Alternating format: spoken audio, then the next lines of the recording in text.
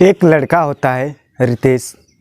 वह ट्रेन की बोगी में ऊपर वाले सीट पर सोया हुआ रहता है।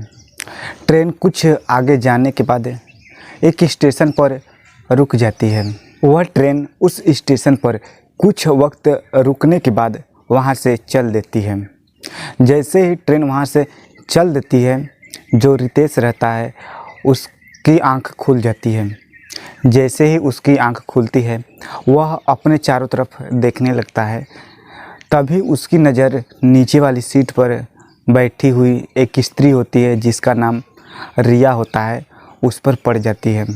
वह उसे देखता है तो देखता ही रहे, क्योंकि रिया जो होती है कोई और नहीं होती है बल्कि उसी रितेश की 6 साल पहले तलाकशुदा पत्नी होती है। वह लड़का उस स्त्री को देखता ही रह जाता है, क्योंकि जब उन दोनों का तलाक हुआ होता है वह लड़की बेहद ही खूबसूरत होती है, लेकिन जब 6 साल बाद मिल रही है तो वह देखता है एकदम सूख कर काटा हो गई है।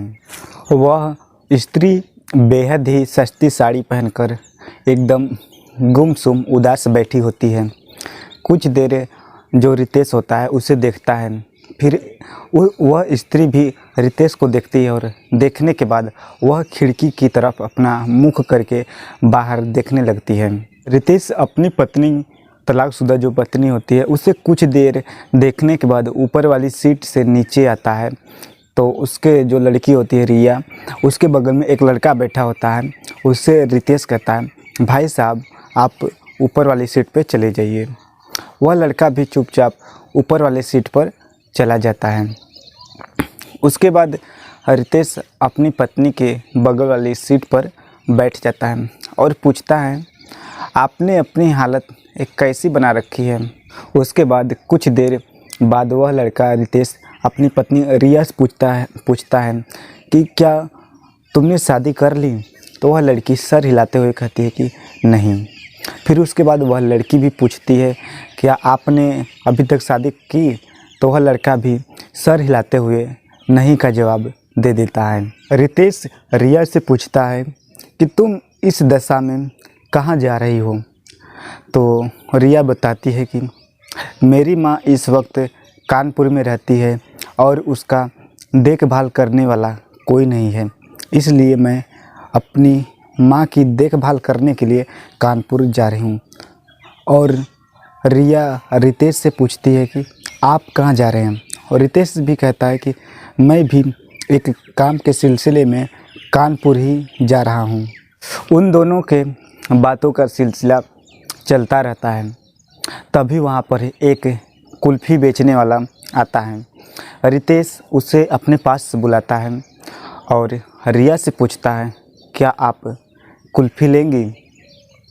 पहले तो रिया मना कर देती है, फिर रितेश कहता है कि खा लो यार, कुल्फ़ी खाने में क्या दिक्कत है। तो कुछ देर सोचने के बाद रिया कहती है, ठीक है मगर एक शर्त होगी। रितेश कहता है, कैसी शर्त। तो कहती है कि कुल्फ़ी की पैसे मैं दूंगी। रितेश कहता है ठीक है। उसके बाद दोनों कुल्फ़ी लेकर खाने लगते हैं। बातों का सिलसिला जारी रहता है। तब रितेश रिया से पूछता है कि इस वक्त आप करती क्या हैं। तब रिया बताती है कि मैं भी कमाने लगी हूँ, क्योंकि एक प्राइवेट स्कूल में बच्चों को पढ़ाती हूँ और 10,000 रुपये महीना कमाती हूँ। तब रितेश कहता है कि जिस वक्त हम दोनों का तलाक हुआ था उस वक्त कलेक्टर ने तुम्हें 30 लाख रुपए मुझसे लेने के लिए कहा था। अगर तुम वह पैसे ले लेती, आज तुम्हारा खुद का स्कूल होता। यह बात सुनने के बाद रिया रितेश से कहती है, अगर मैं आपके द्वारा दिए गए वह पैसे ले लेती तो मेरा ईमान कहता कि अब भी उसी के पैसे पर पल रही हूँ। रिया कहती है, इसलिए मैंने पैसे लेना उचित नहीं समझा। रितेश कहता है, चलो ठीक है, अब मैंने पीना भी छोड़ दिया है। रितेश कहता है कि मैं तुमसे तलाक लेने के बाद बिल्कुल अकेला सा हो गया हूँ। हमेशा अकेला अकेला रहता हूँ। रिया रितेश से पूछती है, माँ कैसी है?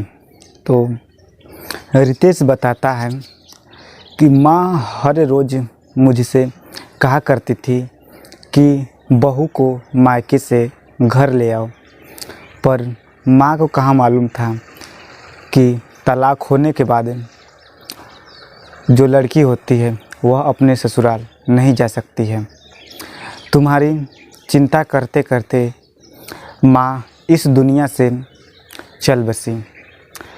इतना सुनने के बाद रिया के आँखों से आंसू निकलने लगते हैं और कहती है कि जब मैं आपके घर थी, माँ को कितना ठीक ठाक रखती थी और मेरा और आपका तलाक होने के बाद ही माँ इस दुनिया से चल बसी। कुछ देर शांत रहने के बाद रितेश रिया से कहता है कि शायद मैंने तुमको समझ नहीं पाया और हम दोनों के बीच में इतनी दूरियां बढ़ती चली गई। अब मैं बिल्कुल अकेला हो गया हूँ, अकेला रहता हूँ। कभी कभी खा लेता हूँ, कभी कभी माँ की यादों में, तुम्हारी यादों में बिना खाए ही सो जाता हूँ। रितेश रिया से बातें करते हुए कहता है कि खैर छोड़ो इन सब बातों का, अब क्या करना। रिया समझ रही थी कि रितेश उसकी तरफ क्या इशारा करना चाहता है। रिया भी रितेश से कुछ कहना चाहती थी मगर वह कह नहीं पाती थी, वह शर्मा रही थी। बातें करते करते कानपुर स्टेशन आ जाता है। दोनों तलाकशुदा पत्नी पत्नी जो होते हैं वे उस स्टेशन पर उतर जाते हैं। उसके बाद रितेश रिया से पूछता है कि अब आप वापस घर कब लौटेंगी? तो रिया बताती है कि आज जा रही हूँ माँ के पास, रात भर रुकूंगी और सुबह वापस अपने घर के लिए आ जाऊंगी। लगभग 8 बजे स्टेशन पर आ जाऊंगी। रितेश कहता है ठीक है आना, मैं भी सुबह 8 बजे आ जाऊंगा और 2 टिकट ले लूँगा। तो रिया कहती कि नहीं, आप तो रिजर्वेशन बोगी में यात्रा करने वाले हैं, आप जनरल बोगी में कैसे जाएंगे? जो रितेश होता है कहता है नहीं नहीं, हम दोनों साथ साथ जनरल बोगी में ही यात्रा करते हुए वापस जाएंगे। अगली सुबह आती है। रितेश जल्दी जल्दी अपना काम निपटा कर सुबह 8 बजे रेलवे स्टेशन पर पहुंच जाता है। मगर जो रिया होती है वह अभी तक स्टेशन पर नहीं पहुंची थी, इसलिए रितेश बार बार अपनी घड़ी को देख रहा था कि कब रिया आएगी। देखते देखते लगभग 10 बजे के आसपास रिया आती है। फिर उसके बाद दोनों बैठकर ट्रेन का इंतज़ार करने लगते हैं। तब रितेश रिया से बताता है कि मैंने 2 टिकट ले लिया है, इसके लिए आप मुझे शर्मिंदा मत करना। उसके बाद ट्रेन आती है। दोनों ट्रेन के बोगी में चढ़ जाते हैं और एक ही सीट पर दोनों बैठ जाते हैं। बैठने के बाद बातें होती रहती हैं।